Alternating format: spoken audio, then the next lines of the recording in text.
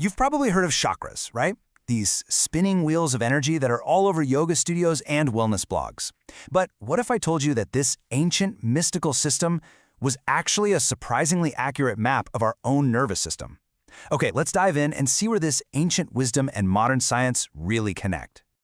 So first things first, what even is a chakra? Well, the word comes from the Sanskrit for wheel or spinning disc. And for thousands of years, they've been described as these energy centers in a subtle body, kind of like vortices of light that affect our physical and emotional health. It sounds pretty out there, right? Which, of course, leads us to the big question. Is this all just ancient mysticism? Or, and this is the really cool part, is it possible that early philosophers and yogis, in trying to understand their inner world without any of our modern tools, somehow stumbled onto a functional map of our own biology? That's exactly what we're going to explore.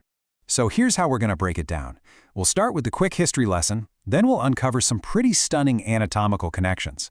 We'll look at how you can actually influence the system yourself, separate the hard science from the speculation, and then wrap it all up with a practical model you can actually use. So, where did this whole idea even come from? Well, believe it or not, it wasn't always this internal map of energy centers we think of today. The concept of a chakra has really evolved over time. It actually started way back in the ancient Vedas, not as an energy center, but more as a symbolic idea, like the wheel of time. The real game changer came with the tantric traditions. That's when they first started mapping these centers inside the body, right along the spine.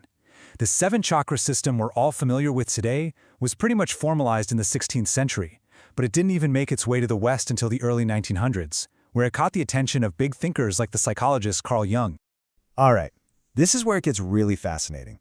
Let's just peel back all the layers of mysticism for a moment and look at what is physically undeniably present in the human body, right where these chakras are said to be. Okay, get ready, because this is the big aha moment. What you're looking at here is a stunning one-to-one correlation. Just look at this table. The location of each of the 7 major chakras lines up almost perfectly with a major nerve plexus, which is basically a huge, dense bundle of intersecting nerves, and a critical endocrine gland, the organs that release hormones to run everything from our stress response to our sleep. This isn't some loose, vague association. It's a precise anatomical overlap. It's kind of incredible. Let's start from the bottom and work our way up. The first 3 chakras, our foundation, you could say. They map directly to the systems that govern our most basic primal drives. The root chakra? Bam, right there with the adrenal glands, our fight or flight center. The sacral chakra aligns with the gonads, our reproductive organs. And the solar plexus corresponds with the pancreas, which regulates our metabolism and energy. And as we move up the body, the pattern just keeps going. It's uncanny. The heart chakra is located right at the thymus gland, a crucial part of our immune system. The throat chakra maps perfectly to the thyroid, which controls our metabolic rate. And the third eye chakra aligns with the pineal and pituitary glands, basically the master control centers for our entire hormonal system and our sleep-wake cycles. So what connects all these different points? Well, in yoga, they talk about a central energy channel called the Sushumna. And it turns out, biology has an incredibly similar structure, the vagus nerve. Think of it as a biological superhighway that runs from your brainstem all the way down to your gut, physically connecting and influencing every single one of the major organs associated with this chakra system. It's the real physical hardware for the mind-body connection. So if this ancient map points to real biological hardware, does that mean we can use ancient techniques to consciously influence it? To kind of hack it? Well, the science is increasingly pointing to a big yes, and the key is something we do all day long: breathing. This technique is called Pranayama. In Sanskrit, it literally means control of the vital energy, but for our purposes, you can just think of it as a set of exercises where you voluntarily and consciously manipulate your breath, changing its speed, its depth, and its rhythm. And this isn't just some feel-good theory. We have hard data to back it up. This bar chart shows the results from a randomized controlled trial. You can see the control group on the left showed pretty much no change in their anxiety. But look at the bar on the right. The group that practiced pranayama for just 30 days had a dramatic, measurable drop in their anxiety scores. The difference is just undeniable. So what was actually happening inside their heads to make them feel so much calmer? Well, using brain scans, researchers could see it. The breathing practice was physically changing brain activity. Most notably, it was quieting down the amygdala. That's our brain's alarm system, or fear center. In short, they were fundamentally changing how their brain processed stress and emotion just by breathing differently. So, the crucial point here is this. Deliberate, controlled breathing is so much more than just a way to relax. It's a powerful form of self-directed neuromodulation. You are actively using your breath as a tool to change your brain's activity and connectivity, moment by moment. Now, it's really, really important here to pause and separate what the evidence actually supports from what remains pure speculation. We have to draw a very clear line in the sand.